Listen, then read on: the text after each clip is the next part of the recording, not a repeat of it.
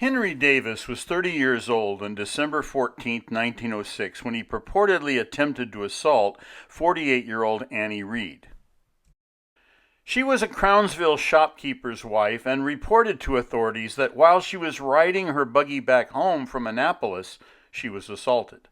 Davis, who was black, dragged her to the ground and tried to rape her.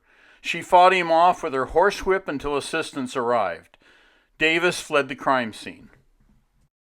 Little was known regarding Davis. He had been nicknamed Toe and Foot due to a limp. 6 years earlier, he had been arrested and sentenced to 2 years in prison for assaulting a black woman. He would be detained 2 days after Reid's attack, and she identified him as her attacker. Davis was locked up on the 3rd floor of the county jail. Sheriff Thomas Linthicum urged an expedient trial as a lynch mob began forming around the jail, estimated at approximately 8,500 men. Linthicum understood the impending danger to his prisoner. He had a precedence 8 years before to substantiate his concern. On December 21st, nearing 1:30 a.m., a group of 100 masked men approached the jail.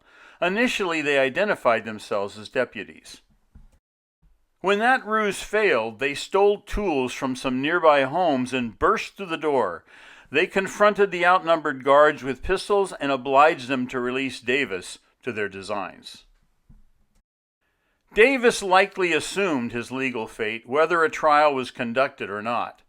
The violent retribution towards blacks by the self-appointed vigilantes was to install a racial terror as a detriment towards future illicit actions.